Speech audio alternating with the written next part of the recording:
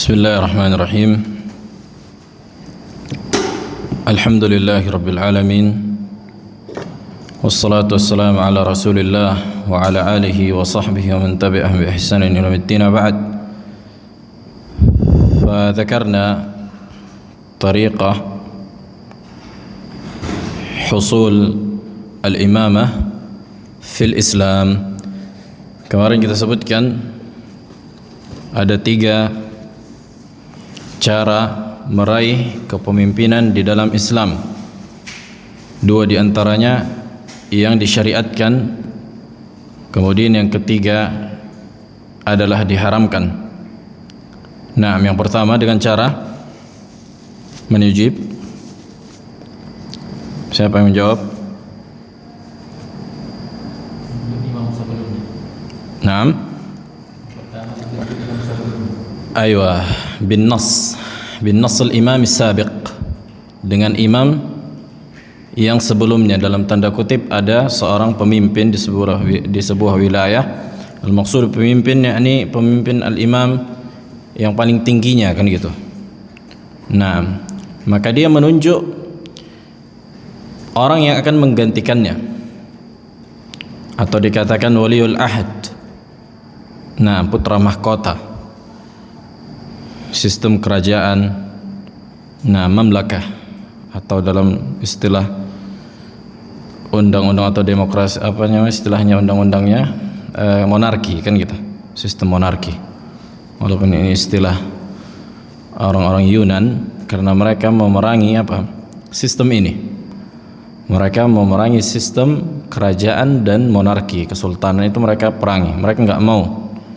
Mereka pengennya sistem demokrasi, orang-orang Yunani atau orang-orang yang menjadi tujuan mereka adalah kepemimpinan dari kalangan kufar, bahkan sebagian kaum muslimin. Nah, yang kedua, Abu Rashid, aywa, majlis syura. Majlis syura. Apa beda majlis syura dengan demokrasi?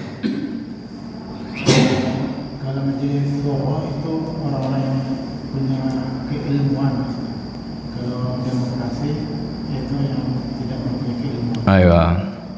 Kalau demokrasi dilihat dari sisi kuantitatif, kan itu, dari apa jumlah. Nah, banyaknya jumlah dan suara di situ disamaratakan antara yang muslim, yang kafir, antara yang laki-laki dan perempuan, antara yang berakal sama enggak berakal. Makanya sampai ada kejadian orang gila bisa menyoblos, kan gitu. Nah, masa disamakan orang yang berakal dengan suara orang gila? Nah, dalam sistem demokrasi mereka tidak melihat dari sisi apa, siapa yang memilih, kan gitu. Akan tapi mereka melihat suara siapa yang paling banyak. Hatta kalau orang kafir lebih banyak suaranya, suara orang muslim itu ditinggalkan. Ini yang diharamkan di dalam Islam, karena itu kezaliman. Nah, dan jumlah yang banyak itu, sebatas jumlah yang banyak itu tidak berlaku di dalam Islam, karena yang dilihat kualitas, siapa yang memilih. Maka di dalam majlis syura itu yang memilih orang-orang yang berilmu. Nah, ahlul halli wal aqd. Makanya di zaman sahabat tidak semua orang di zaman itu memilih, kan itu. Yang berkumpul itu kibarus sahabah, Abdullah bin Umar, Abdullah bin Abbas. Nah, orang-orang besar yang berilmu, fuqaha, Abu Hurairah. Enggak semua sahabat, bahkan sahabat saja tidak seluruhnya apa itu ikut di majlis syura, tapi hanya kibarus sahabah. Dikatakan dalam istilah ulama ahlul halli wal aqd, orang-orang yang berilmu, yang faham akan siasat syariah. Nah, yang ketiga yang ketiga, Abu Muhammad,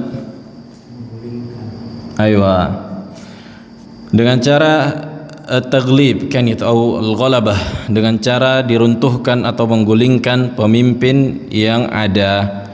Nah, dan ini diharamkan di dalam Islam. Kalaupun ada yang mendapatkan kekuasaan dengan cara menggulingkan pemerintah yang ada, maka kepemimpinan mereka itu sah dan tidak boleh digulingkan lagi. Nah, tidak boleh lagi apabila ada seseorang atau kelompok memberontak di sebuah wilayah dan mereka menjadi pemimpin kan gitu, maka tidak layak lagi dan tidak dihalalkan untuk menggulingkannya lagi. Nah, dan diharamkan selama mereka masih muslim, selama mereka masih apa? Pemimpin itu muslim. Adapun pemimpin kafir itu boleh digulingkan dengan syarat-syarat yang tertentu. Di antaranya harus diyakini apabila dengan menggulingkannya maslahat yang akan ditimbulkan lebih banyak dibandingkan mafsadat. Tapi apabila usaha menggulingkan pemerintah yang kafir di sebuah wilayah menimbulkan mafsadat yang lebih besar, bahkan bisa jadi kaum muslimin dibunuhi seluruhnya kan gitu, nggak ada manfaatnya, maka tidak boleh mereka menggulingkan pemerintah tersebut. Nah, dan sistem demokrasi itu masuk ke kategori yang ketiga. Sistem demokrasi itu masuk ke dalam kategori yang ketiga. Makanya kita hukum asal diharamkan mengikuti pemilu. Hukum asal diharamkan mengikuti pemilu. Dan dalam undang-undang Indonesia apakah dilarang menjadi golput, Abar ya? Enggak kan? Ayo, alhamdulillah. Tidak disanksi atau tidak ada mudarat orang menjadi golput. Nah, adapun alasan nanti suara dipakai, yang udah dipakai juga ya. Suara tenang, kan banyak alasan nanti dipakai suara sama ini orang-orang. La. Selama kita tidak mengetahui dan selama yang menjadi kandidat di sebuah pemimpin itu seluruhnya muslim, kan gitu, maka yang wajib bagi kita tawakuf, meninggalkan apa? Syubhat tadi, karena kita nggak tahu. Dan ini hukum asal mengikuti pemilu muharram kan gitu. Adapun apabila di antara dua pemimpin, antara yang muslim dan yang kafir tinggal dua, nah, ini baru dibolehkan. Itulah kata para ulama, irtikab akhaf ad-darurain, mengerjakan darurat atau kemafsadatan yang lebih ringan. Nah, seolah-olah itu darurat gitu. Tapi adapun misalnya kita nggak tahu pemimpin mana yang seluruhnya muslim, maka ini diharamkan untuk mengikuti pemilu. Hukum asalnya demikian. Nah, karena itu sistem yang diharamkan, kan gitu. Itu sistem yang diharamkan di dalam Islam. Sistem demokrasi adalah sistem yang diharamkan. Nah, baik. Kemudian siapa khalifah pertama setelah Nabi alaihissalam? Kevin?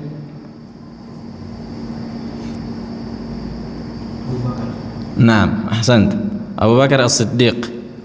Kemudian dengan cara apa, yang dari yang tiga tadi, dengan cara apa Abu Bakar meraih kepemimpinan? Apakah dengan Majelis Syura? Ma'a khilaf. Taban fi khilaf, kan gitu.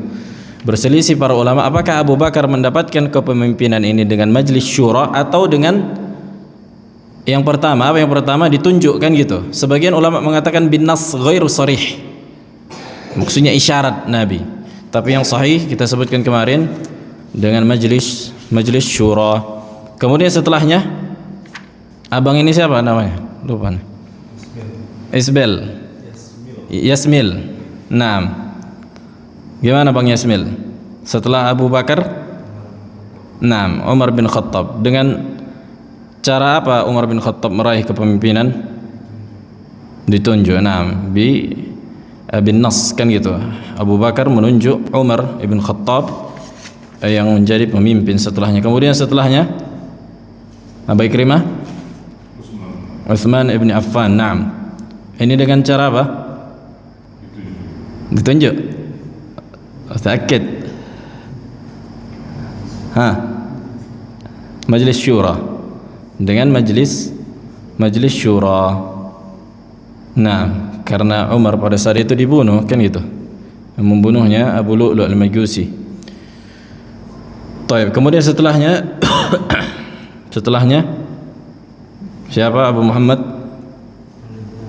Nah, Ali bin Abi Thalib dengan cara apa? Ahsan, dengan cara Majelis Syura.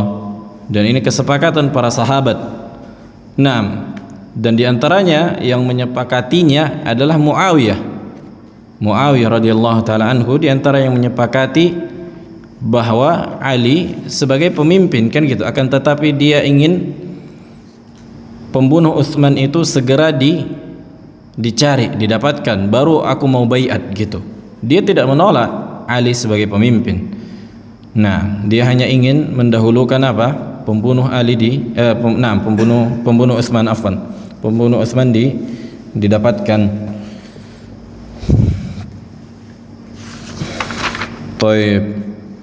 Taib sekarang masalah kita lanjut.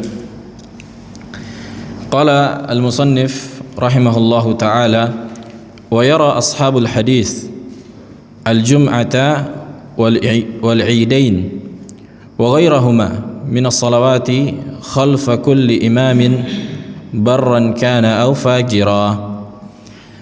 Kata beliau, dan ahlul hadis, artinya ahlu sunnah, itu meyakini bahwa salat Jumat dan dua salat Id, Idul Fitri dan Idul Adha, dan selain dari salat-salat ini seperti salat kusuf kan gitu, salat gerhana, salat istisqa yang dilakukan dengan cara berjamaah. Nah, itu sah dilakukan dan wajib kita wajib kita mengikuti di belakang imam. Maksud imam ini pemimpin kaum muslimin. Baik imam itu adalah imam yang baik atau imam yang fajir, yakni yang zalim. Nah, artinya kita tetap salat di belakang seorang pemimpin yang pemimpin itu zalim. Nah, sebagaimana yang dilakukan al-Imam Ahmad di zaman Ma'mun.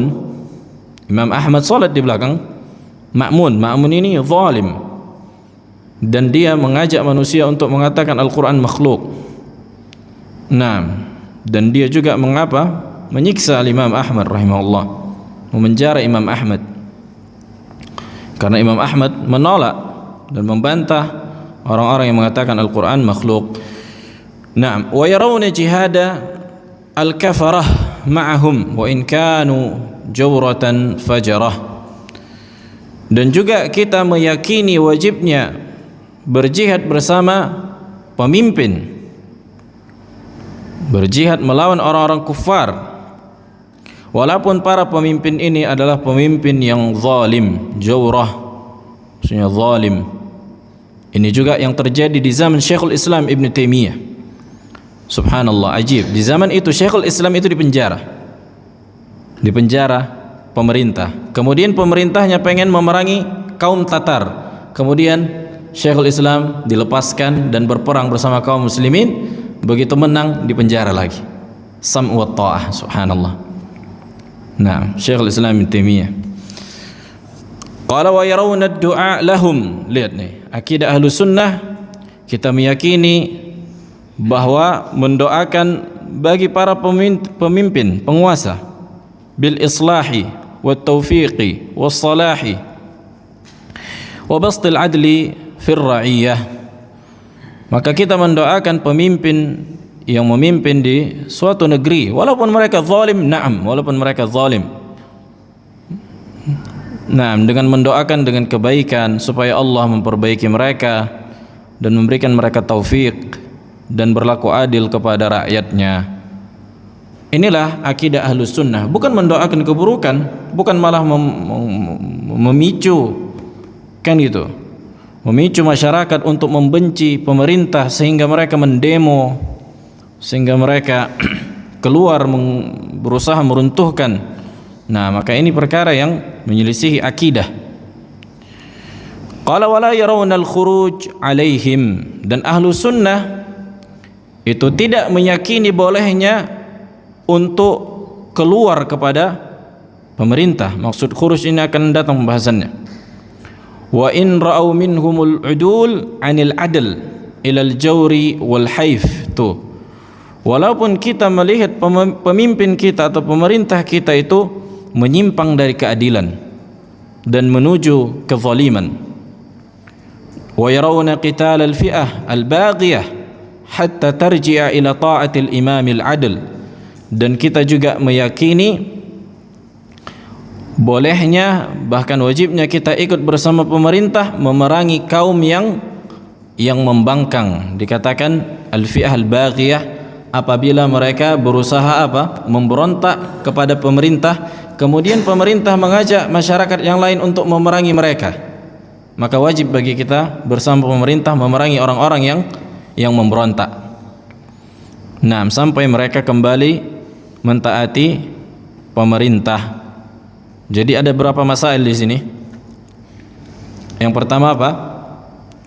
Kita meyakini wajibnya ikut salat bersama kaum atau pemerintah dalam salat-salat yang dilakukan berjamaah seperti Jumat, Aidain, dan salat yang lain seperti kusuf, istisqa. Nah, baik mereka adalah pemimpin yang baik atau yang buruk, yang zalim atau yang adil. Ini yang pertama. Yang kedua,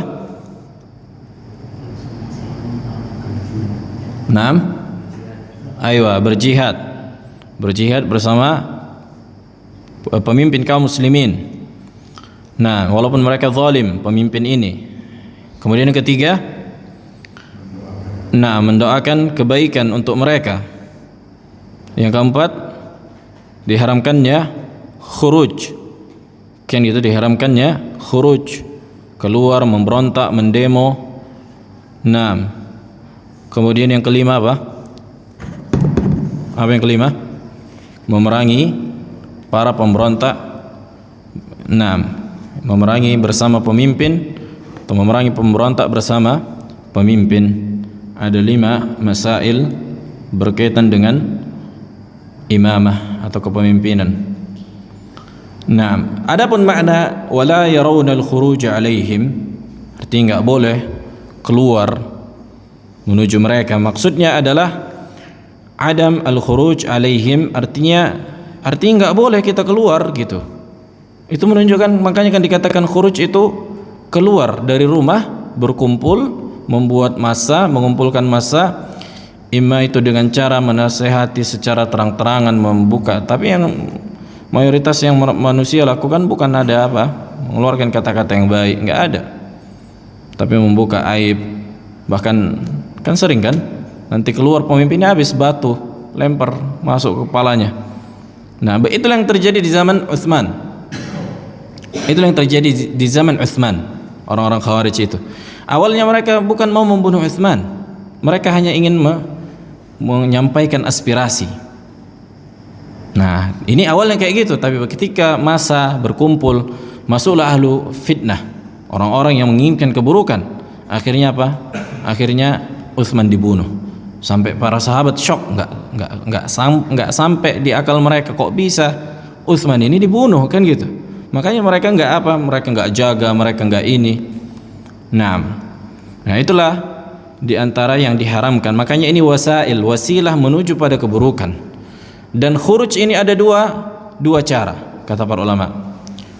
Imma khuruj dengan fi'il, dengan perbuatan, dengan mengumpulkan massa, kan gitu. Sebagian ada yang bawa senjata, ini lebih diharamkan. Imma dengan lisan, inilah yang dikatakan al-khawarij al-qa'adiyah, orang-orang khawarij yang duduk tuh. Bahkan bisa jadi orang-orang khawarij ini di masjid-masjid, di sekolah-sekolah, akan tapi mereka memanas-manasi murid-murid mereka untuk membenci pemerintah dan akan menumbangkan mereka apabila mereka punya kekuatan. Nah, makanya istilahnya liqa-liqa itu kan sering tuh. Mungkin di kota Pinang, kota kecil nggak ada. Kalau kota-kota besar banyak tuh liqa-liqa istilahnya. Nanti ada murabbi. Nah, itu kota-kota besar. Nah, kayak kita di Bandung dulu sempat dengar ada yang kayak gitu cerita sama anak. Ada liqa, bikin perkumpulan, yang dibahas itu membenci pemerintah, yang dibahas itulah naik harga bawang, naik harga ini. Nah, ayo kita tegakkan khilafah katanya begitu. Padahal taharah saja benda lalunya. Nah, berwuduk saya benda tahu dia macam mana yang sunnah, udah mau menegakkan khilafah, kan gitu. Kayak ini perkara yang perlu difahami. Nah, inilah dengan khuruj dengan apa? Dengan kalimat. Ini berbahaya. Dan kata para ulama, sebelum khuruj dengan senjata, biasanya akan khuruj dulu dengan kalimat, dengan kata-kata. Ini yang dikatakan al-khawarij al-qa'adiyah. Orang-orang khawarij yang duduk akan tetapi menjadi kompor yang memanas-manasi, dan ini lebih berbahaya. Karena mereka biasanya nggak mau tuh demo, mereka takut mereka luka-luka. Kan gitu. Makanya pemimpin-pemimpin orang-orang khawarij ini, mereka biasanya jarang mau berjihad yang melawan orang, anggota-anggotanya disuruh anak-anak buahnya. Mereka itu tinggal di kota-kota besar, di hotel, ada yang membiayainya. Nah, orang-orang khawarij itu ketua-ketuanya itu jarang itu yang ikut berjihad, mereka melawan enggak. Nah, inilah perkara yang berkaitan dengan masalah al-imamah. Taib. Kemudian kata beliau al-Imam Sabuni, wa yarawna al-kaff amma shajara baina ashabi Rasulillah alaihi salatu wassalam. Dan kita meyakini wajibnya al-kaff, artinya menahan lisan kita dari membahas apa-apa yang menjadi perselisihan di antara para sahabat. Nah, artinya kita menahan diri untuk tidak memperdalam dan membuat kajian-kajian khusus membahas perselisihan yang terjadi di antara para sahabat. Adapun menyisipkan untuk menjelaskan kepada manusia kebenaran, maka ini dibolehkan, kan gitu. Akan tetapi khusus membahas, bahkan ini maksudnya apa? Karena orang-orang Syiah ini mengangkat perkara-perkara yang menjadi perselisihan di antara sahabat. Begitu juga orang-orang Khawarij. Ini maksudnya. Adapun ahlu sunnah, kita menjelaskan yang hak.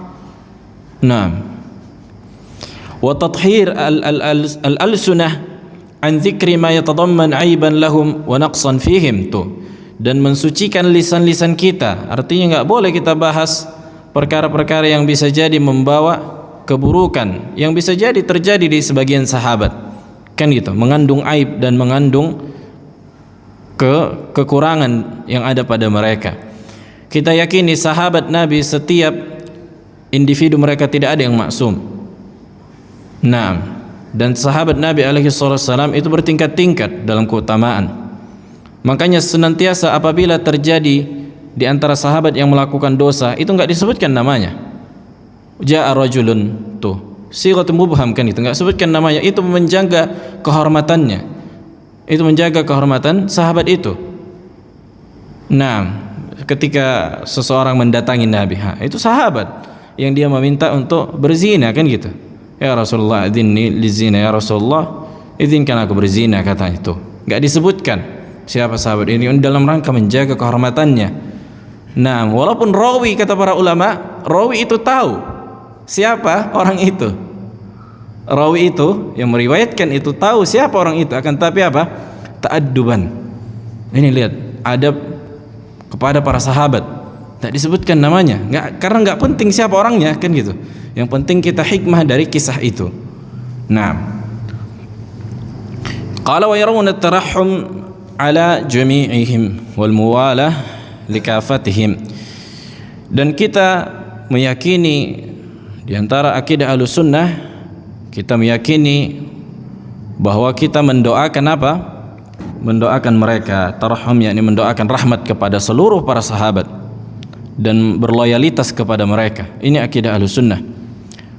Nah, wa kadzalika yarawna ta'zim qadr azwajihi alaihi salatu wassalam. Begitu juga kita meyakini wajibnya memuliakan kedudukan istri-istri Nabi sallallahu alaihi wasallam, wa du'a lahunna, dan mendoakan istri-istri Nabi alaihi salatu wassalam, wa ma'rifatu fadlihinna, dan mengetahui kedudukan istri-istri Nabi alaihi salatu wassalam yang tinggi di sisi Rasulullah, wal iqrar bi annahunna ummahatul mu'minin, dan mengakui bahwa mereka istri-istri Nabi adalah ummahatul mu'minin. Kenapa dijuluki istri Nabi sebagai ummahatul mu'minin? Aba Ikrimah?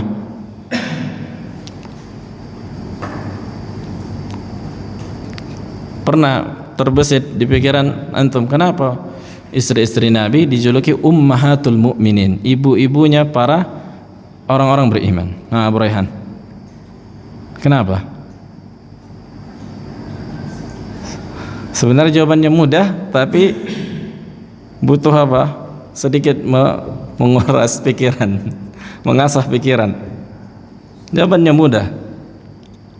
Kenapa Abu Muhammad? Karena setelah wafatnya Rasulullah, istri-istri Nabi tidak boleh dinikahi. Aywa, ahsant, barakallahu fiik. Kenapa? Karena ketika wafatnya Nabi alaihissalam, istri-istri Nabi itu haram dinikahi, kan gitu. Makanya ya bagikan ibu kita gitu, ibu kan nggak boleh dinikahi. Nah, taib. Kemudian setelahnya qala al-musannif rahimahullah, wa ya'taqiduna wa yashhaduna anna ahadan la tajib lahul jannah. Nah, ini juga kita sebenarnya masuk ke pembahasan yang kemarin. Kata beliau, dan kita meyakini dan bersaksi anna ahadan, bahwa tidak ada seorang pun yang pasti masuk surga, la tajib lahul jannah. Maksudnya enggak boleh kita memvonis seseorang itu di surga atau di neraka, kan gitu. Wa in kana amaluhu hasanan, walaupun kita melihat amalnya ketika di dunia itu baik. Wa ibadatuhu akhlas, al ibadat, dan ibadahnya itu yang paling ikhlas. Wa ta'atuhu azka ta'at, dan ketaatan yang paling mulia. Wa tariquhu murtada, dan jalan hidupnya itu yang diridhai. Illa an yatafaddalallahu alaihi fayujibuha lahu bimannihi wa fadlihi, kecuali Allah memasukkannya ke dalam surga disebabkan rahmat Allah, karunia Allah, bukan karena apa? Bukan karena amalannya yang membayar surga itu, bukan amalannya yang membayar surga itu, akan tetapi karena karunia Allah, Allah jadikan ia mudah untuk beramal sehingga dia masuk surga. Amalannya hanya sebab yang menjadikannya di antara penghuni surga. Kata beliau, iz di situ ta'liliyah dalam istilah bahasa Arab, artinya li'anna, kan gitu. Karena iz amalul khair alladhi amalahu lam yatayassar lahu illa bitaysirillahi azza ismuhu.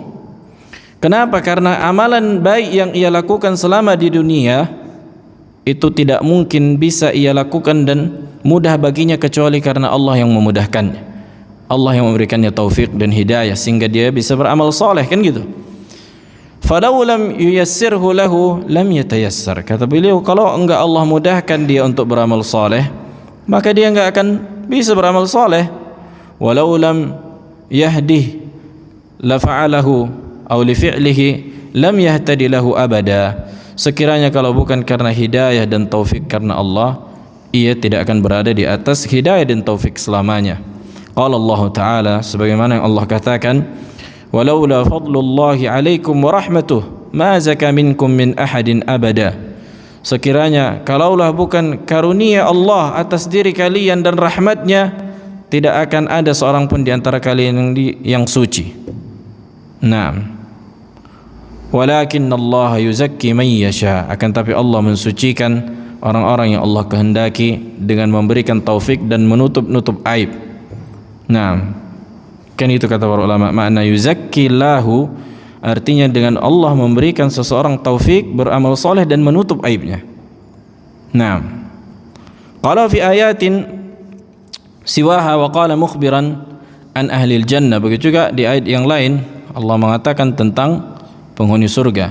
Wa qalu alhamdulillahilladzi hadana lihada wa ma kunna linahtadiya laula an hadana Allah. Berkata penghuni surga ketika masuk surga, alhamdulillah, segala puji bagi Allah yang telah memberikan kami hidayah untuk masuk ke dalam surga. Kan gitu. Sekiranya bukan karena hidayah dari Allah, kami enggak akan masuk ke dalam surga. Nah, wa fi ayatin siwaha, artinya ada ayat yang banyak yang menunjukkan keutamaan yang Allah berikan kepada penghuni surga. Begitu juga kata Nabi SAW, lan yudkhila ahadan minkum amaluhu al-jannah, tidak ada salah seorang pun di antara kalian yang masuk surga karena amalnya, kan gitu. Karena di situ bukan maksudnya sabab, tapi apa? Tapi ta'wid, kan itu. Artinya tidak ada seorang pun yang masuk ke dalam surga dengan membayar surga itu dengan amalnya. Enggak ada yang bisa membayar karunia Allah dengan amalannya. Nah, kemudian para sahabat berkata, qalu wala anta ya Rasulullah, begitu juga engkau masuk surga bukan karena amalanmu. Nah, kata Nabi, qala wala ana, begitu juga aku, illa an yataghammadani Allahu minhu bi fadlin wa rahmah, kecuali karena karunia dari Allah Subhanahu wa taala. Ini juga sudah kita bahas di kitab apa kemarin? Panjang lebar kita bahas masalah ini. Abu Rehan, di kitab apa?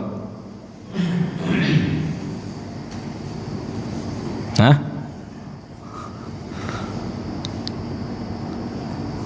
Kitab apa kemarin? Abu Darda. La. Lebih detail di masalah ini, masalah kitab Tajridut Tauhid. Masalah di kitab Tajridut Tauhid Al-Maqrizi. Nah. Baik. Qala al-musannif rahimahullahu ta'ala wa ya'taqiduna wa yashhaduna anna Allah azza wa jalla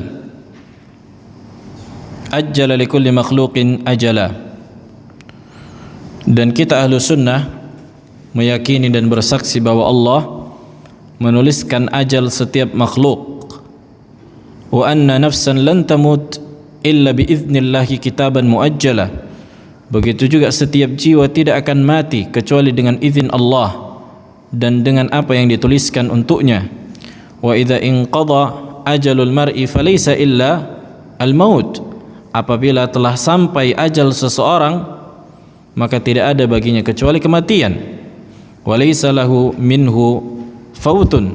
Artinya enggak bisa dia cepatkan dan dia tidak bisa undur, kan gitu. Fautun artinya dia menghindar dari itu. Qala Allah Ta'ala wa likulli ummatin ajal. Di setiap umat, di setiap individu dan di setiap kelompok itu memiliki ajal. Fa idza jaa ajaluhum la yastakhiruna sa'atan wa la yastaqdimun. Kalau sudah datang ajal mereka, tidak ada seorang pun yang mampu untuk mengundurnya walau hanya sekejap mata, kan gitu, dan tidak juga mempercepatnya. Wa qala ta'ala wa ma kana li nafsin an tamuta illa bi idznillah kitaban muajjala. Wa ma kana li nafs, dan tidaklah setiap jiwa mati kecuali dengan izin Allah dan dengan kitab yang dituliskan untuknya. Artinya udah takdir Allah. Wa yashhaduna anna man mata aw qutila faqad inqadha ajaluhu al-musamma lah. Dan kita bersaksi, artinya kita meyakini bahwa siapa yang mati dan siapa yang terbunuh kecuali ajalnya telah sampai. Qala Allah Ta'ala, qul law kuntum fi buyutikum labaraza alladhina kutiba alaihimul qatlu ila madaji'ihim. Katakanlah, walaupun kalian di rumah-rumah kalian, artinya kalian enggak ikut berperang, dan sampai kepada kalian ajal kalian, maka kalian akan meninggal walaupun di atas ranjang-ranjang kalian. Subhanallah. Wa qala ta'ala aynama takunu yudrikkumul maut. Dimanapun kalian pasti akan didatangi kematian. Walau kuntum fi burujim musyayyadah. Walaupun kalian berada di benteng yang kokoh. Nah, musyayyadah artinya muqawwamah.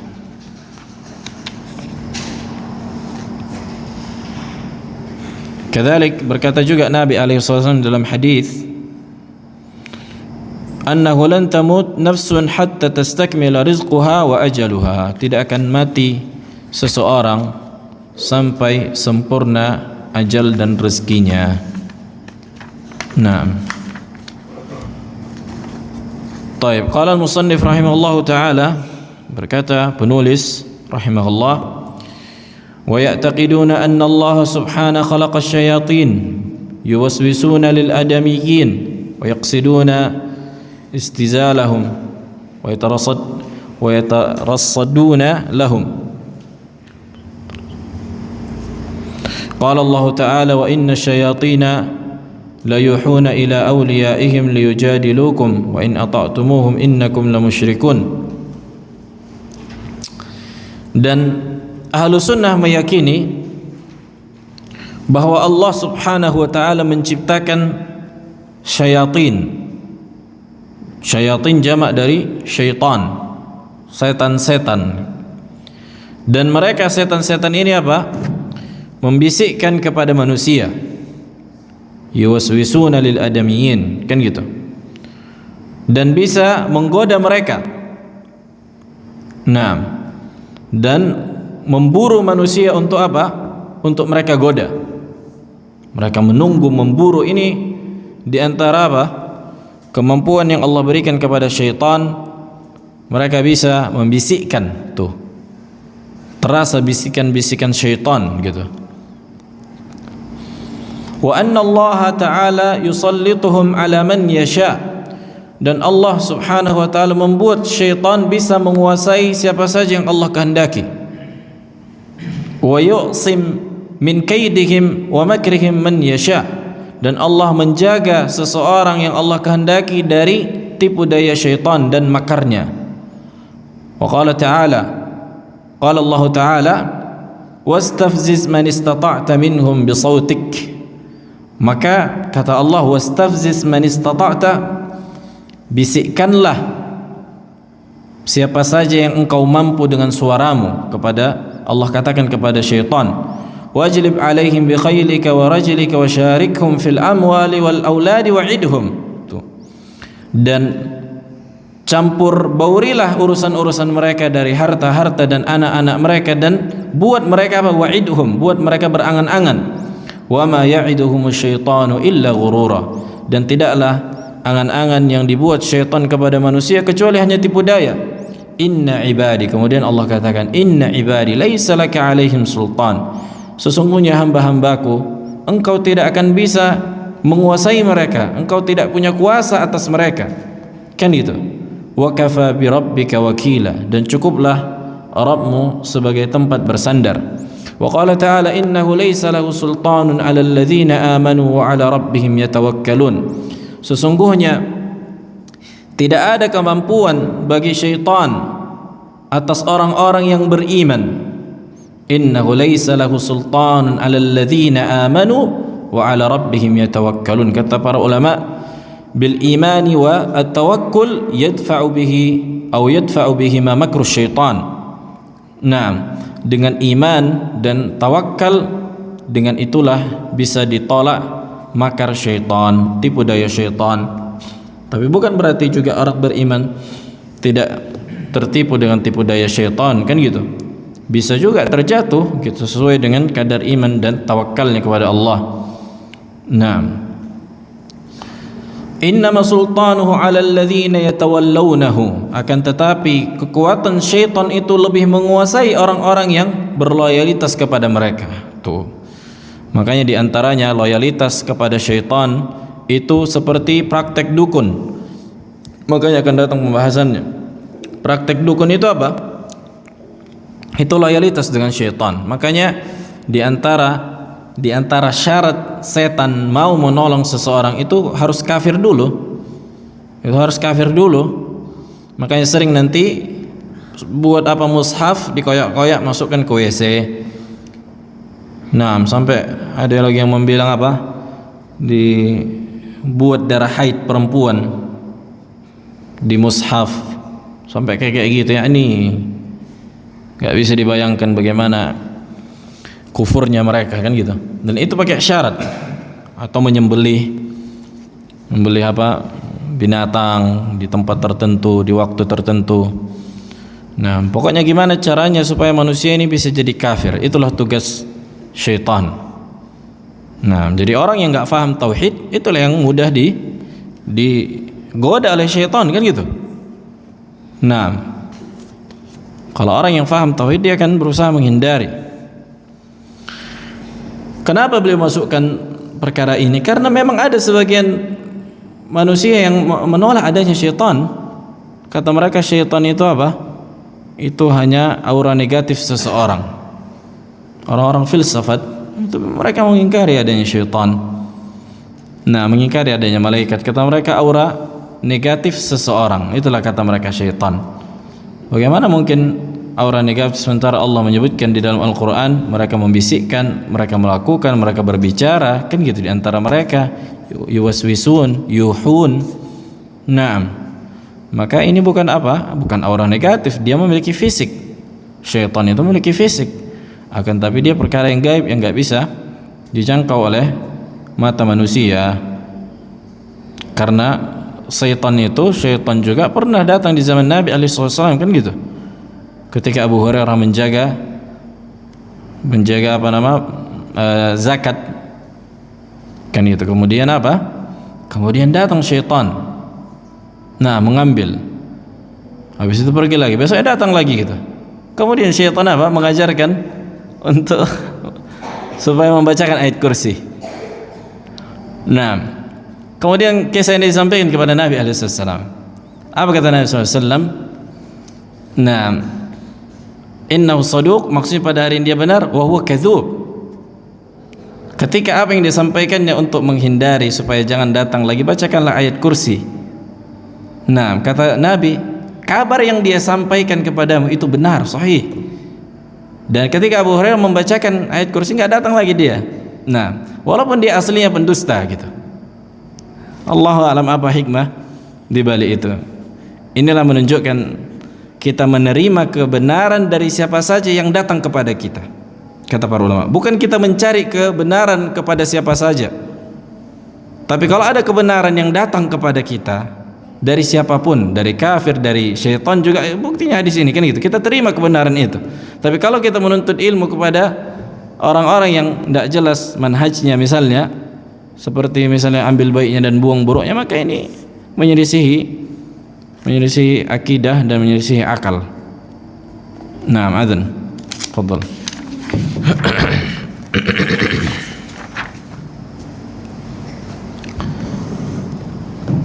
طيب. قال المصنف رحمه الله تعالى: ويشهدون أن في الدنيا سحرا وسحرة. Dan di antara akidah Ahlus Sunnah, kita meyakini bahwa di dunia ini ada sihir dan para tukang sihir.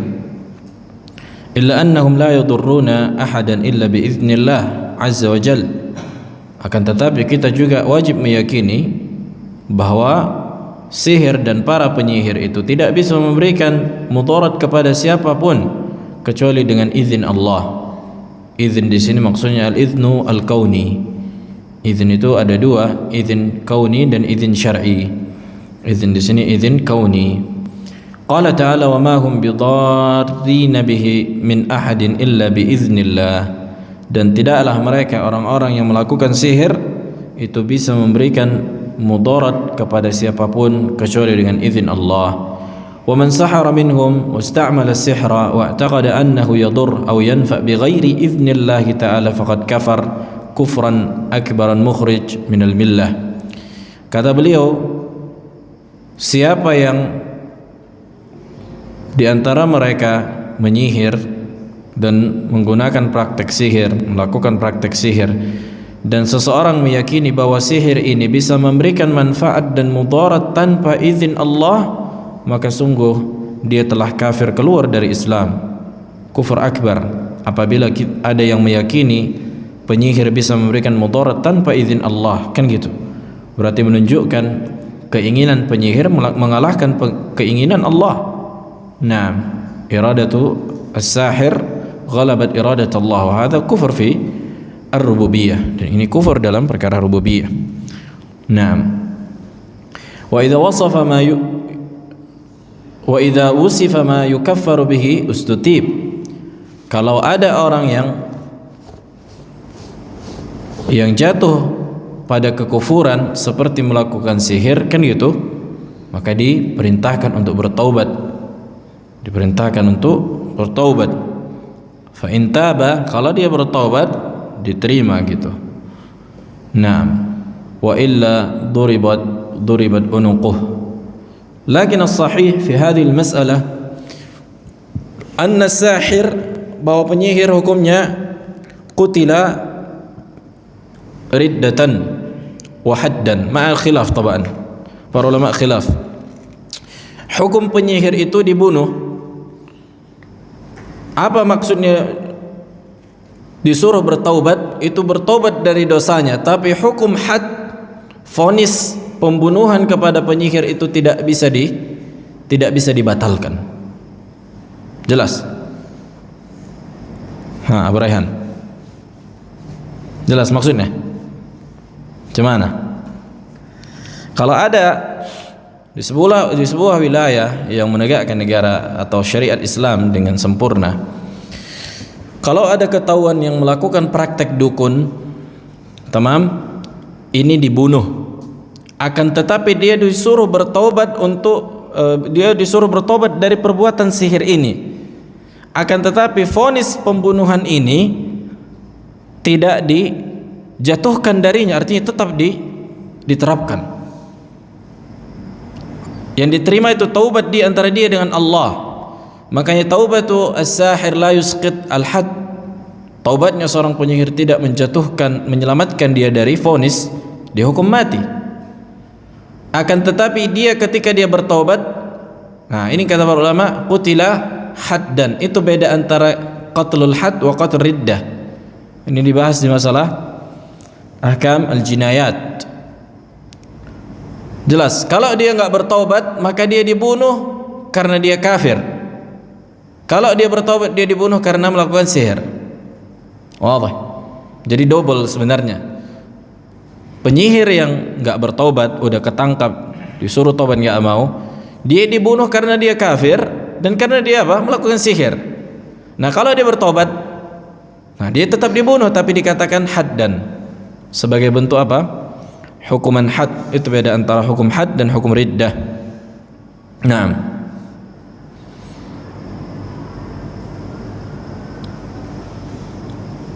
karena sihir ini mudaratnya memang ngeri di kalangan manusia. Memisahkan antara suami istri, kan itu membuat perceraian, membuat antara kabilah, antara suku bisa berperang. Ada banyaklah yang membuat mudarat bagi manusia yang dilakukan penyihir. Bisa juga seperti misalnya pelet kan gitu. Nah, dan ini memiliki efek. Kata Nabi alaihissalam, as-sihru haqqun. Sihir itu memiliki efek. Sihir itu nyata, kata Nabi. Akan tetapi kita juga perlu meyakini bahwa efek dari sihir itu tidak datang kecuali dengan izin Allah, kecuali kehendak Allah. Nah, ini juga perlu diyakini kan gitu.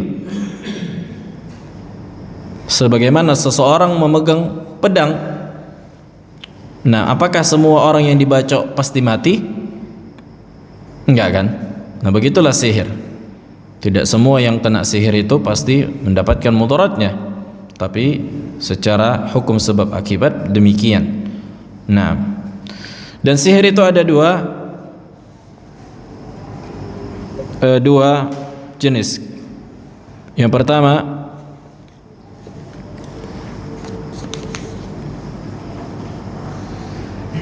sihir yattasilu sahibuhu bisyayatin. Pelaku sihir ini memanggil syaitan.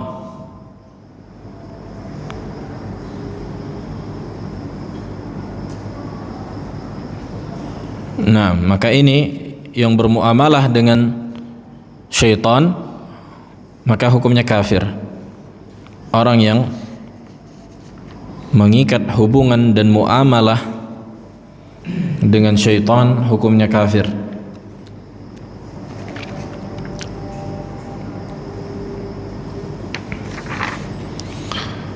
Kemudian orang yang kayak gini tadi hukumnya apa? Dibunuh kan gitu.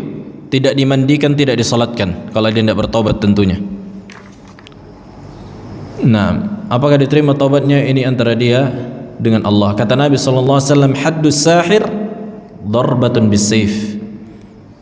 Hukum seorang yang melakukan praktek dukun itu dengan pedang, artinya dibunuh. Nah, Dan kisah yang terjadi di zaman Umar bin Khattab itu ada banyak. Nah, sebagaimana disebutkan dalam sebuah riwayat kan gitu, riwayat Imam Ahmad dan yang lainnya, faqatalna thalatha sawahir, di zaman Umar kita membunuh ada 3 orang penyihir. Nah, begitu juga Hafsah Ummul Mukminin. Nah, beliau memerintahkan seseorang untuk membunuh jariyah, budaknya. Jadi Hafsah Ummul Mukminin, istri Nabi ini memiliki seorang budak, dan budaknya ini menyihir dia, menyihir majikannya gitu. Jadi Hafsah menyuruh untuk membunuh budak ini. Kemudian jenis yang kedua, sihrun la yattasil sahibu bisyayatin. Sihir yang tidak menggunakan apa? Menggunakan setan, tidak menggunakan bantuan jin dan setan. Akan tetapi dia menggunakan obat-obatan, menggunakan obat-obatan yang bisa membuat manusia apa? Mudarat dengan itu. Makanya dukun ini dilihat dia. Ada kalau dukun yang pakai setan dia, maka dia kafir. Kalau dukun yang enggak pakai setan, kan gitu, hanya sebatas pakai obat-obatan, nah, maka ini tidak sampai kepada derajat kekufuran. Pakai minyak apa istilahnya? Minyak si buruk, minyak taburuk apa? Enggak ada minyak yang masukkan burung ke situ yang dukun kusuk. Itulah minyak taburuk, minyak si buruk, entah apa namanya. Jadi katanya ada burung dimasukkan ke kuali kan gitu. Katanya minyak itu ampuh untuk apa? Patah, untuk yang terkilir, yang patah tulang. Allah alam. Nah, tapi nggak pakai jin dia kan gitu, pakai obat-obatan. Tapi kita nggak tahu obat-obatan ini apa, terbukti apa tidak secara uji lab memberikan manfaat atau tidak. Maka yang begini juga dihindari karena ada syubhat di situ kan gitu. Nah,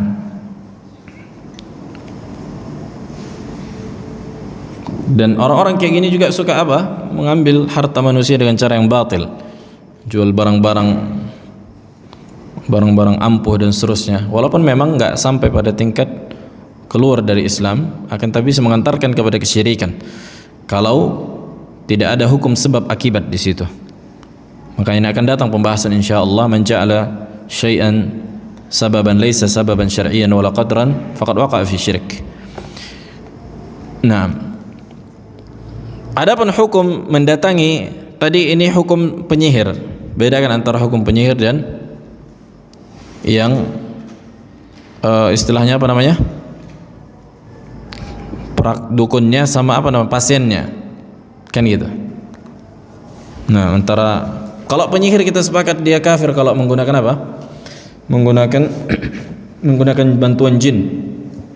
Nah, kalau orang yang mendatangi, dia mendatangi dukun, apa hukumnya? Nah, kata Nabi SAW, hadis dikeluarkan oleh Imam Muslim, man ata arrafan fasa'alahu an syai'in lam tuqbal lahu salatun arba'ina laylah. Siapa yang mendatangi seorang peramal, arrafan itu seorang peramal atau dukun ini kan ada banyak takhasusnya, ada banyak apa keahliannya gitu. Ada yang meramal, ada yang melihat barang, ada yang mengobati. Nah, ini juga dilihat apabila dia mendatangi seorang peramal yang menggunakan jin, maka hukumnya apa? Kafir. Fasa'alahu an syai'in, dan dia bertanya tentang sesuatu. Maka apa hukum bagi orang yang bertanya tadi? Lam tuqbal lahu salatun arba'ina lailah. Tidak diterima salatnya 40 malam. Bukan berarti dia udah enggak diterima, ngapain aku salat? Wajib bagi dia salat tapi tidak ada pahalanya. Nah, wajib bagi dia salat tapi enggak ada pahalanya. Kalau dia enggak salat, dosa dia, bahkan bisa jadi kufur kan gitu. Kalau sebagaimana hukum meninggalkan salat yang kita sebutkan kemarin. Begitu juga kata Nabi SAW, man ata kahinan aw arrafan fasaddaqahu bima yaqul faqad kafara bima unzila ala Muhammadin alaihi salatu wassalam. Siapa yang mendatangi dukun atau mendatangi peramal dan membenarkan ucapannya, maka sungguh dia telah kufur kepada apa yang diturunkan kepada Muhammad, maksudnya kepada Al-Quran. Nah, dan ini diriwayatkan oleh Imam Ahmad, nah, dan Abu Dawud, hadis sahih. Begitu juga datang di riwayat yang dikeluarkan oleh Imam Bazzar At-Tabrani, kata Nabi SAW, laisa minna man sahara aw suhira lah.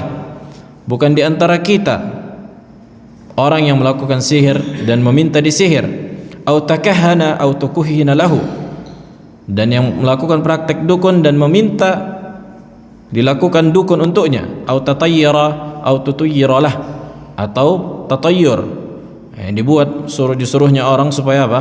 Supaya membuat tatayyur, kan gitu. Maka ini bukan di antara kami, kata Nabi sallallahu alaihi wasallam. Nah, maka hukum mendatangi dukun adalah kekufuran. Kemudian berkaitan juga masalah dukun, ada namanya an-nusyrah. Dikatakan nusyrah. Apa nusyrah ini? Nusyrah ini menghilangkan sihir dengan, atau ada dua keadaan. Yang pertama dikatakan nusrah apabila menghilangkan sihir dengan sihir. Boleh nggak ada orang kena sihir, kan gitu? Kemudian gimana cara menghilangkannya? Datang ke dukun lagi untuk menghilangkan sihir itu. Maka ini diharamkan. Ini diharamkan. Sebagaimana kata Al-Hasan Al-Basri, la yahillu as-sihr illa sahir. La yahillu as-sihr illa sahir.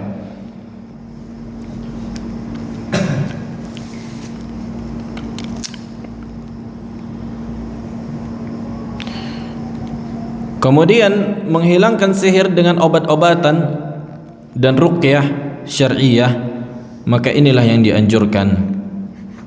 Maka inilah yang dianjurkan.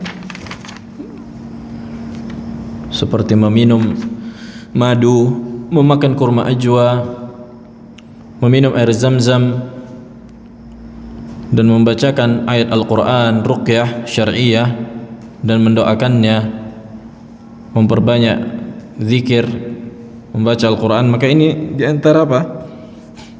Wasilah yang bisa mengangkat sihir dari seseorang, memperbanyak mempelajari akidah, tauhid, kan gitu. Maka ini diantara cara terbesar menjadikan tameng bagi diri untuk melawan sihir, memperkuat tauhid. Nah,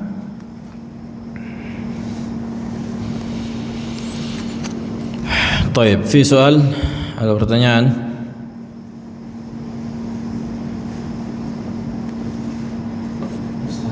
Tafadhal.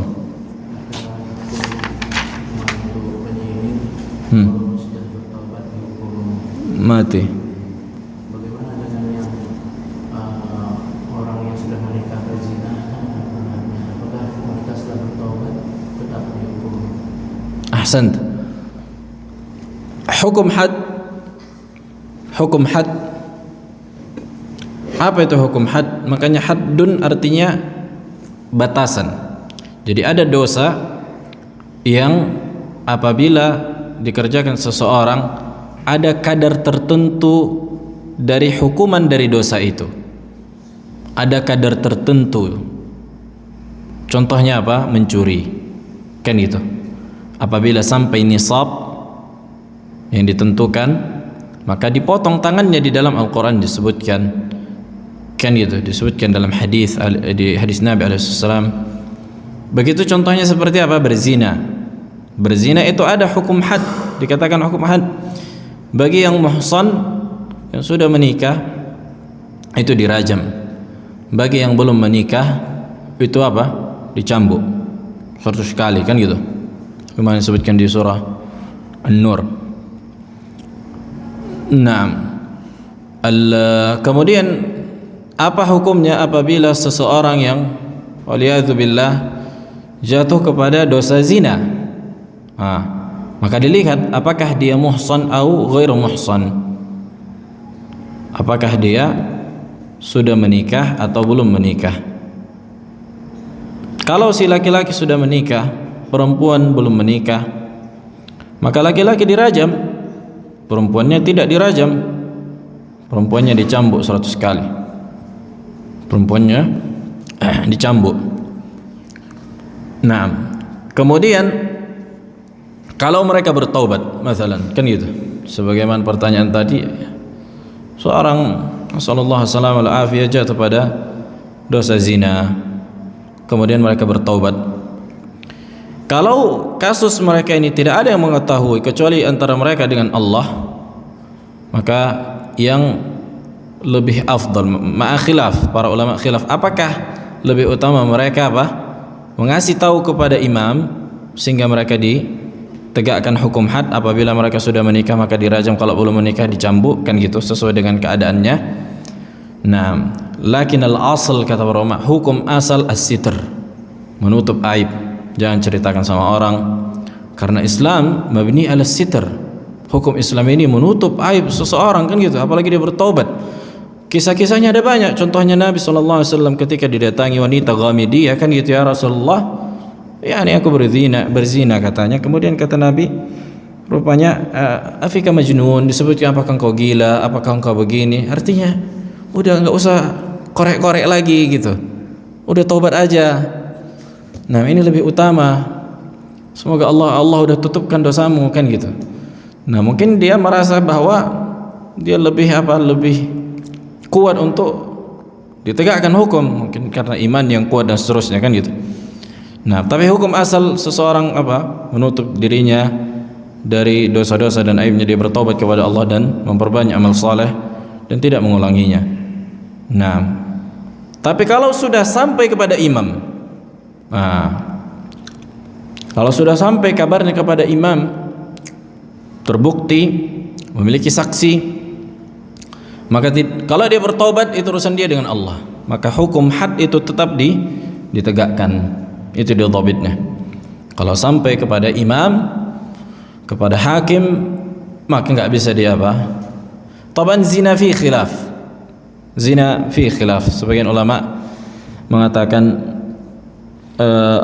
boleh dibatalkan. Lakin as-sahih wallahu a'lam, apabila telah sampai kepada imam, hukum had itu tidak dibatalkan. Allahu a'lam. Ini yang kami pelajari dulu di kitab Bidayatul Mujtahid, fikih antara 4 mazhab. Nah, sebutkan dalam hadis, lupa hadisnya, bahwa ketika sampai kepada Nabi SAW, maka maka tidak ada lagi taubat dalam tanda kutip, bukan berarti dibatalkan hukum hadnya. Kemudian ikhtalafa hal, apakah zina, karena ini zina ini dosa dia dengan Allah, bukan dosa dia dengan hak orang lain, kan gitu. Karena zina kan sama-sama mau gitu. Nah, Allahu a'lam. Tapi yang jelas itu dia kalau bertaubat dia, apalagi di Indonesia kan nggak ada hukum had. Nah, maka yang wajib bagi dia bertaubat kepada Allah Subhanahu wa taala.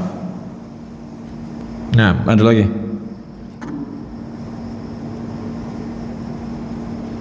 Ini kita membahas sihir.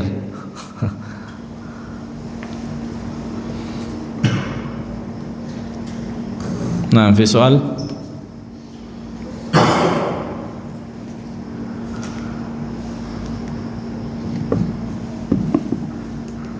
طيب إلهنا الحمد لله.